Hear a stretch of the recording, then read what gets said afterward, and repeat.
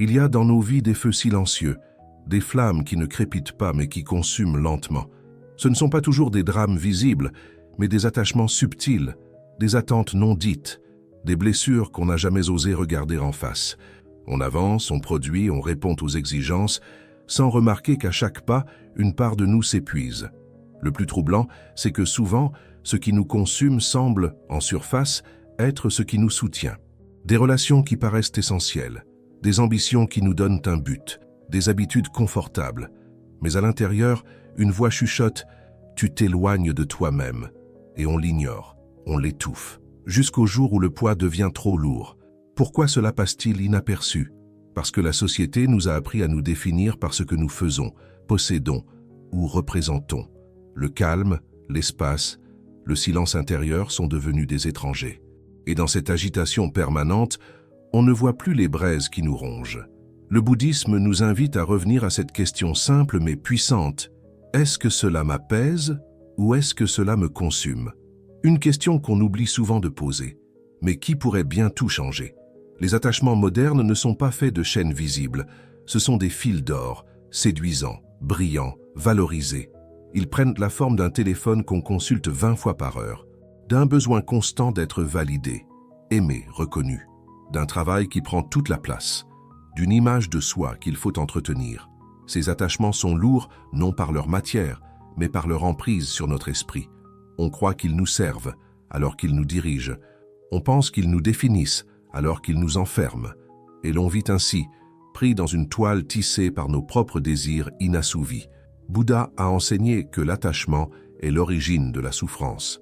Pas parce qu'aimer est un mal, ni parce qu'il faut vivre en détachement froid, mais parce que lorsqu'on s'accroche à ce qui change, on crée inévitablement de la douleur. Or, dans ce monde, tout change. Il ne s'agit pas de rejeter le monde, mais de le regarder avec lucidité, voir les attachements pour ce qu'ils sont, des constructions de l'ego, des tentatives de combler un vide intérieur, et comprendre que l'apaisement ne vient pas de l'extérieur, mais d'un regard libéré. Le bouddhisme ne nie pas la souffrance. Au contraire, il commence par l'accepter. La première noble vérité est claire. La vie contient de la souffrance. Ce n'est pas un jugement, mais une observation. Souffrance de perdre, de changer, de ne pas obtenir ce qu'on veut, ou de garder ce qu'on craint de perdre. Mais cette vérité n'est pas une fatalité, car la seconde noble vérité révèle l'origine de cette souffrance, le désir, l'attachement, l'illusion que les choses devraient être autrement. Nous souffrons non à cause de ce qui est, mais à cause de ce que nous projetons. En comprenant cela, on cesse de chercher des coupables extérieurs. La paix naît d'une prise de conscience intime. Je ne peux pas contrôler le monde, mais je peux transformer ma relation à lui. La souffrance devient alors un enseignant, non un ennemi. Et plus encore, le bouddhisme nous enseigne que ce qui a une cause peut cesser. C'est la troisième noble vérité. La cessation de la souffrance est possible. En s'éveillant à la vérité, en pratiquant la voie, on peut découvrir un état de paix qui ne dépend plus des circonstances. Le désir est comme une mer sans rivage. À peine un souhait est-il comblé qu'un autre se forme. Ce cycle, le bouddhisme l'appelle tanha, la soif. Soif de plaisir, de réussite, de reconnaissance, de sécurité. Mais cette soif ne peut jamais être étanchée, car elle naît de l'illusion que quelque chose d'extérieur comblera le vide intérieur. Il ne s'agit pas de rejeter tout désir. Certains élans sont sains, porteurs de vie, motivés par la compassion ou la sagesse. Mais quand le désir devient obsession, quand il nous pousse à courir sans jamais s'arrêter, alors il devient une prison dorée. Le problème n'est pas le désir lui-même, mais l'attachement à ce désir. L'idée que « je ne serai en paix que lorsque » crée une tension constante. Elle repousse toujours la sérénité à demain, à une condition future qui souvent n'arrive jamais. Comprendre cela, c'est retrouver un souffle de liberté. C'est pouvoir savourer la vie sans s'y accrocher. C'est apprendre à apprécier sans dépendre, à désirer avec conscience, sans se laisser dominer. Notre mental est un maître dans l'art de s'accrocher. Il ressasse le passé, anticipe l'avenir, interprète, dramatise, juge. Il construit des histoires, des identités, des certitudes, et nous y enferme. Très souvent, ce ne sont pas les événements qui nous font souffrir, mais ce que notre esprit en fait. Pensées et émotions surgissent comme des vagues, mais plutôt que de les laisser passer, on s'y accroche. On les croit, on les nourrit, on s'y identifie. Je suis cette colère, je suis cette peur, je suis cette tristesse. Pourtant, rien de tout cela n'est fixe. Tout cela passe, si on le laisse passer. Le bouddhisme propose une voie radicalement différente. Observer sans s'identifier. Être témoin de son propre esprit. Voir les pensées comme des nuages dans le ciel, les émotions comme le vent dans les arbres. Ni les repousser, ni les suivre. Juste les voir. Dans cette observation bienveillante naît une forme de paix. Car quand on cesse de croire tout ce que l'on pense, on commence à se libérer. Le mental perd de son pouvoir, et l'on découvre un espace plus vaste, celui de la conscience claire, silencieuse, éveillée.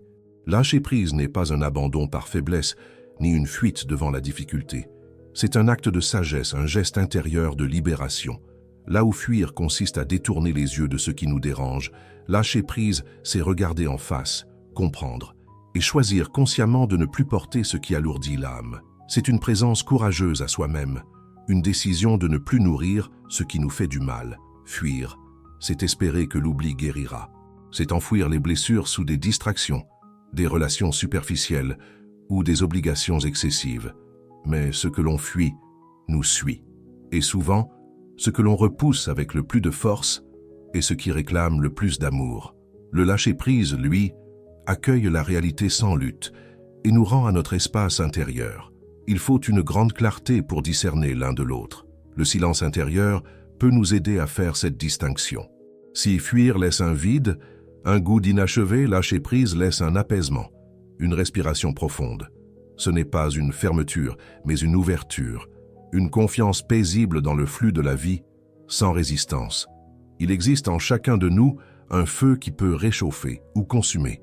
Ce feu, ce sont nos colères réprimées, nos désirs excessifs, nos jalousies silencieuses. Il est facile de projeter ces flammes vers l'extérieur, de chercher des coupables à notre agitation. Mais le bouddhisme nous invite à tourner le regard vers l'intérieur et à voir clairement les sources de notre propre incendie. Reconnaître ce feu n'est pas se juger, c'est se rencontrer. C'est accepter que certaines blessures n'ont jamais été entendues, que certaines attentes non comblées sont devenues des obsessions. Lorsque nous prenons le temps d'observer notre agitation avec douceur, elle commence à se transformer. L'ombre perd de sa densité quand elle est éclairée par la conscience. Ce travail demande patience et honnêteté. Il ne s'agit pas de se blâmer, mais de purifier doucement ce qui brûle inutilement en nous. Par la méditation, la respiration consciente, l'écoute intérieure, nous pouvons transformer ce feu destructeur en une flamme calme, une lumière qui éclaire notre chemin au lieu de le dévorer. Le besoin de tout contrôler est une illusion rassurante, mais terriblement épuisante. On veut maîtriser le futur, prédire les réactions des autres, s'assurer que rien ne déraille. Mais la vie est par nature imprévisible, mouvante, impermanente. À vouloir tout tenir, on finit par tout craindre. Et cette tension constante nous éloigne de la paix. Derrière ce besoin de contrôle se cache souvent une peur profonde. Peur du vide, peur de l'échec, peur de ne pas être aimé. Alors on construit des stratégies mentales. On anticipe, on vérifie, on surveille. Mais rien de cela n'apporte de sécurité durable. Au contraire, plus on contrôle, plus on s'épuise. Et plus on s'épuise, plus on souffre. Le bouddhisme nous propose une alternative, la confiance dans le flux naturel des choses. Cela ne veut pas dire ne rien faire, mais agir sans s'attacher aux résultats. C'est offrir le meilleur de soi, puis lâcher le reste. Il y a dans ce geste une légèreté immense, une libération qui permet enfin de respirer profondément. Renoncer volontairement n'est pas un sacrifice, c'est une libération. Ce n'est pas perdre, mais se délester. Dans une société où accumuler est glorifié, choisir consciemment de se détacher de ce qui encombre est un acte radical de liberté. Le renoncement véritable n'est jamais forcé. Il naît d'un regard lucide et d'un cœur apaisé. Quand on renonce avec sagesse, ce n'est pas par rejet du monde, mais par amour de l'essentiel. On cesse de courir après 1000 choses pour pouvoir marcher en paix avec soi-même. On se libère des possessions inutiles, des relations qui blessent, des désirs qui fatiguent. Et l'on découvre qu'en perdant peu, on gagne immensément. Le renoncement bouddhiste n'est pas une négation de la vie, mais une simplification profonde. C'est créer de l'espace pour entendre ce qui est vrai en nous. Dans le silence de ce dépouillement, une clarté nouvelle émerge, et avec elle la joie tranquille de ne plus dépendre de ce qui nous tirait vers le bas. Le non-attachement est souvent mal compris. On l'associe à une froideur, à une distance émotionnelle. Mais il n'a rien d'un mur. Bien au contraire, il est une forme d'amour plus pure, plus vaste. Aimer sans attacher, c'est aimer en laissant l'autre libre. C'est offrir sa présence sans emprisonner, sans posséder, sans attendre en retour. L'indifférence ferme le cœur. Le non-attachement l'ouvre. L'un rejette, l'autre accueille sans condition. Ce que le bouddhisme propose, c'est une relation au monde empreinte de présence, mais dénuée de possessivité. Aimer, agir, aider, sans que notre bonheur ne dépende du résultat ou de la réciprocité.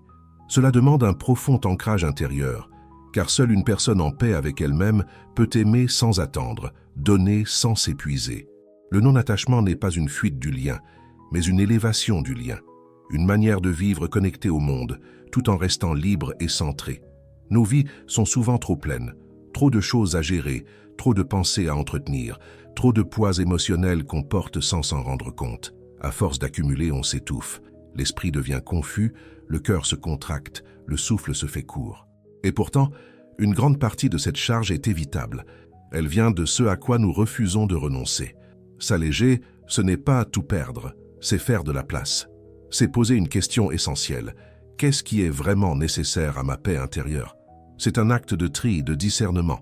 On se rend alors compte que beaucoup de choses que l'on croyait indispensables ne sont que des habitudes mentales, des attachements sans vie réelle. Libéré de l'inutile, on commence à mieux respirer. Une lumière entre dans les espaces qu'on avait trop remplis. On retrouve le goût du silence, de la lenteur, de la simplicité. Et dans ce vide volontaire, quelque chose de précieux se révèle. Notre être profond, libre d'exister sans devoir prouver ni posséder. La méditation n'est pas un effort pour devenir quelqu'un de meilleur, mais un retour à ce que nous sommes déjà, sous les couches de bruit et de distraction. Elle nous invite à nous asseoir, à respirer, à observer, sans attente, sans but à atteindre, simplement être présent à ce qui est. Dans cette simplicité radicale, l'esprit retrouve peu à peu sa clarté naturelle. Les premières fois, c'est difficile. Le mental s'agite, le corps proteste, le silence semble lourd, mais avec la pratique, un espace s'ouvre. Ce que l'on croyait insupportable devient supportable, puis paisible, puis source de joie. Car en cessant de fuir notre propre présence, on découvre qu'elle est profondément nourrissante. La méditation est une invitation à sortir du tourbillon de la réactivité. Elle nous apprend à répondre plutôt qu'à réagir, à voir les pensées passer sans s'y accrocher, à goûter chaque respiration comme un retour à la maison. C'est une discipline douce mais puissante, qui dissout peu à peu les voiles de l'illusion et révèle une paix qui ne dépend de rien. Nous croyons souvent que nous sommes ce que nous pensons, ce que nous ressentons. Je suis triste, je suis en colère, je suis perdu. Mais ce sont là des états passagers, des phénomènes mentaux et émotionnels, comme des nuages dans un ciel plus vaste. Le bouddhisme nous enseigne que nous ne sommes pas les nuages, mais le ciel. Observer sans s'identifier, c'est apprendre à voir surgir les pensées, les émotions, les sensations, sans s'y perdre. C'est cultiver une conscience témoin, bienveillante et stable. Cette posture intérieure change tout, car elle introduit une distance saine entre nous et ce que nous vivons, sans jamais couper le lien avec notre humanité. Ce détachement n'est pas une indifférence, mais une liberté. Ce n'est pas se détourner de l'expérience, mais y entrer pleinement sans se laisser submerger. Lorsqu'on cesse de se confondre avec ce qui passe, on découvre ce qui demeure. Un espace de paix, de silence, d'être pur, où rien ne manque, tout change, rien ne dure. Cette vérité, au premier abord, peut sembler effrayante. Elle nous confronte à la perte, à la fragilité de ce que l'on aime, à l'incertitude constante. Mais l'impermanence, loin d'être une ennemie, est une grande libératrice. Car si tout passe, alors nos souffrances aussi passent. Nos peurs, nos douleurs, nos attachements, rien n'est figé. En accueillant cette réalité, nous cessons de lutter contre le courant naturel de la vie. Nous apprenons à aimer pleinement, tout en sachant que chaque chose a une fin. Ce n'est pas un désespoir, mais une intensité nouvelle. Chaque moment devient précieux parce qu'il est unique, éphémère, vivant.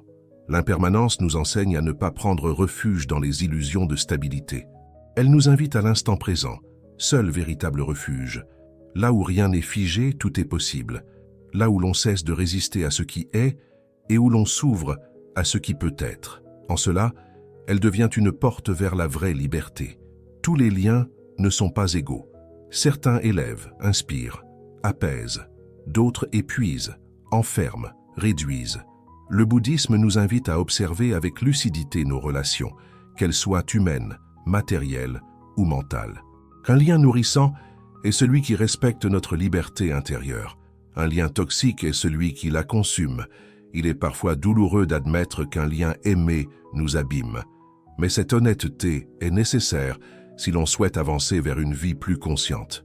Cela ne veut pas dire rejeter ou condamner l'autre, mais reconnaître ce qui est juste pour soi, ce qui nous permet de grandir, ce qui nous ramène à notre paix. Choisir les liens qui nourrissent, c'est un acte de respect envers soi-même. C'est comprendre que la qualité de notre environnement influence directement notre clarté d'esprit. C'est apprendre à s'entourer de présence, de bienveillance, de vérité, et peu à peu, tisser une vie plus douce, plus vraie, plus libre. Une attache toxique n'est pas toujours évidente à identifier. Elle peut se déguiser en amour, en loyauté, en responsabilité. Mais en observant attentivement ses effets sur nous, on peut la reconnaître. Elle génère tension, dépendance, culpabilité ou vide. Elle nous éloigne de notre paix intérieure, nous pousse à nous trahir pour maintenir une illusion de sécurité. Ce qui distingue une attache toxique, ce n'est pas l'objet du lien, mais la façon dont nous y sommes enfermés. Lorsqu'un lien nous fait perdre notre clarté, lorsqu'il alimente notre peur ou notre souffrance, il devient une entrave. Le bouddhisme nous invite à cultiver une vigilance douce mais lucide, capable de discerner ce qui alimente notre lumière de ce qui l'étouffe. Reconnaître une attache toxique, c'est aussi retrouver son pouvoir intérieur, car cela implique de sortir de la victimisation et de reprendre la responsabilité de notre bien-être. Ce n'est pas un rejet de l'autre, mais un retour vers soi. Un choix de ne plus se faire violence au nom d'un attachement qui blesse. Savoir partir est un art délicat, empreint de sagesse. Cela ne signifie pas fuir ou abandonner à la première difficulté, mais sentir avec justesse quand une étape est terminée. Partir, parfois, c'est honorer ce qui a été, tout en acceptant qu'il n'est plus en accord avec notre chemin. C'est faire preuve de courage, de respect de soi et de foi en l'inconnu. Le bouddhisme enseigne que tout est mouvement. S'accrocher à ce qui ne nous nourrit plus, c'est résister à ce mouvement naturel. C'est créer de la souffrance là où la vie nous invite à évoluer. Partir ne signifie pas qu'on n'a pas aimé, mais qu'on choisit de ne pas se perdre dans ce qui est devenu désaligné. Ce choix est souvent douloureux, car il vient avec la perte, l'incertitude, le vertige du vide. Mais il ouvre aussi une porte immense, celle de la liberté retrouvée. En apprenant à partir quand il le faut, on ne se détourne pas de la vie. On y entre plus profondément, avec authenticité et présence. Le monde moderne est saturé de bruit, informations, notifications, conversations superficielles. Ce vacarme extérieur finit par couvrir notre voix intérieure. Le silence devient alors un luxe, mais aussi une nécessité. Car c'est dans le silence que les vérités les plus profondes se révèlent. C'est là que le cœur peut enfin parler. Le silence intérieur ne dépend pas seulement d'un environnement calme. Il naît d'une disposition à se recentrer, à ralentir, à s'écouter avec honnêteté.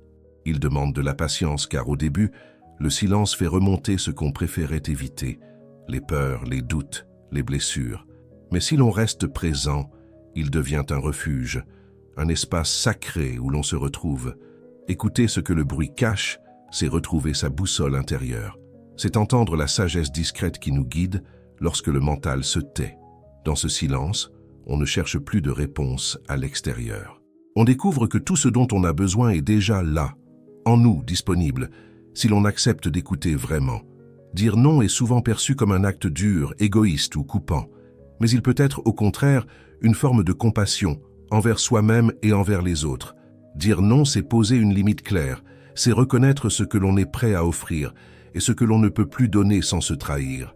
Le bouddhisme nous enseigne l'importance de l'intention. Un non prononcé avec clarté et bienveillance a plus de valeur qu'un oui forcé, chargé de ressentiment.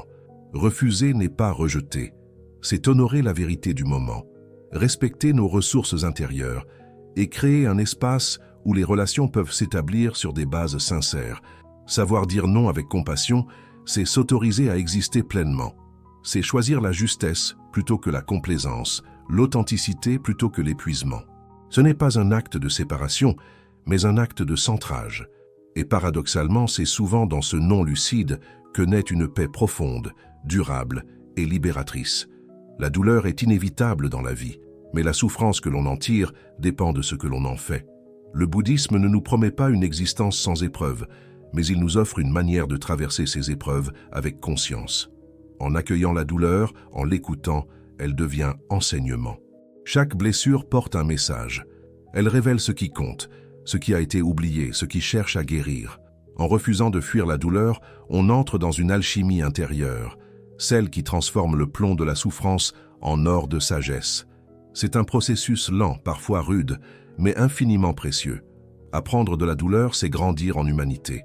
C'est développer une compassion plus profonde envers soi-même et envers les autres. C'est comprendre que la vie ne nous veut pas du mal, mais nous enseigne à travers les contrastes. Et plus encore, c'est réaliser que même les blessures peuvent devenir lumière si l'on choisit de les traverser avec le cœur ouvert. Il est difficile d'accueillir la paix lorsqu'on est encombré par ce qui pèse. Créer de l'espace, c'est un acte conscient, celui de retirer le superflu, les obligations vides de sens, les pensées qui tournent en boucle.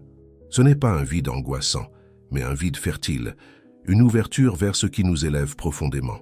Lorsque l'on fait de la place, les choses essentielles peuvent enfin émerger. La joie simple, la gratitude, l'écoute véritable. On découvre alors qu'elles étaient là depuis toujours, mais étouffées sous le poids de l'agitation mentale. Offrir de l'espace, c'est cultiver le terrain de notre éveil intérieur. Ce geste demande du courage, car il va à contre-courant.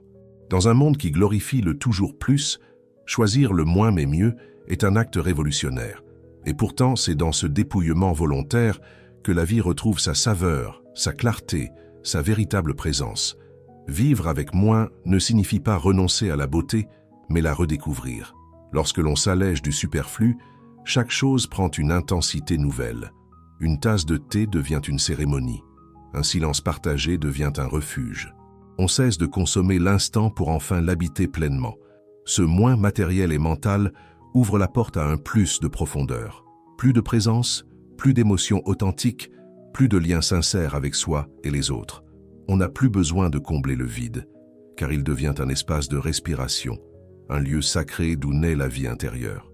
Le bouddhisme nous enseigne que le bonheur ne réside pas dans l'accumulation, mais dans la simplicité. Ce n'est pas une pauvreté imposée, mais une richesse choisie. Moins d'objets, moins d'attentes, pour plus de paix, plus de clarté, plus d'émerveillement face à l'ordinaire. Se détacher n'est pas se retirer du monde, mais s'en rapprocher avec lucidité et tendresse. C'est reconnaître que certaines choses nous blessent, nous enferment, nous diminuent. Et dans ce constat honnête, choisir de ne plus s'y accrocher, non par rejet, mais par amour profond de soi. Cet amour n'est pas égoïste, il est fondateur. Il dit « je mérite la paix, je mérite la clarté ». Il n'exige rien des autres, ne condamne personne. Il affirme simplement notre droit de vivre sans chaîne, sans devoir porter ce qui n'est plus juste. C'est une forme de soin, de respect intime envers notre être. Le détachement devient alors un retour à soi, une façon de se tenir debout, en présence, sans se perdre. Il nous ramène à cette vérité douce. Nous ne sommes pas responsables de tout, et nous avons le droit de choisir la paix. S'aimer, c'est aussi savoir se libérer. À force de se dépouiller de l'inutile, on finit par renaître, non pas en devenant quelqu'un d'autre, mais en retrouvant ce que l'on a toujours été, un être simple, sensible, capable de vivre pleinement l'instant. La simplicité n'est pas une perte, mais un retour à la source, à l'essentiel, à l'évidence du souffle. Cette renaissance intérieure n'a rien de spectaculaire. Elle ne fait pas de bruit, ne cherche pas à briller. Elle s'installe doucement, comme une lumière au petit matin. Et dans cette clarté nouvelle, tout paraît plus vrai. La vie devient moins un combat, et davantage une danse silencieuse avec ce qui est. Simplicité ne veut pas dire absence. Elle est au contraire une présence amplifiée, une présence à soi, à l'autre, à la beauté discrète du monde. Renaître ainsi, c'est comprendre que le bonheur n'a jamais été loin. Il attendait qu'on enlève ce qui l'empêchait de respirer. Avancer léger, c'est marcher sans le fardeau de vouloir tout contrôler, tout comprendre, tout posséder. C'est faire confiance au chemin, même quand il est incertain. C'est accepter de ne pas tout savoir, et malgré cela, de continuer à aimer, à créer, à respirer profondément. Cette légèreté n'est pas une insouciance vide, mais une sagesse incarnée. Elle vient d'un détachement mûri, d'un cœur qui a traversé le feu sans devenir amer. Elle permet de goûter la vie avec plus de tendresse, de danser avec le présent sans en exiger plus qu'il ne peut offrir. Habiter le monde ainsi, c'est devenir un espace de paix pour soi et pour les autres. Ce n'est pas fuir les responsabilités, mais les assumer avec un esprit clair, un cœur tranquille. C'est semer la douceur là où le monde court et rappeler simplement par sa présence qu'il est possible de vivre autrement.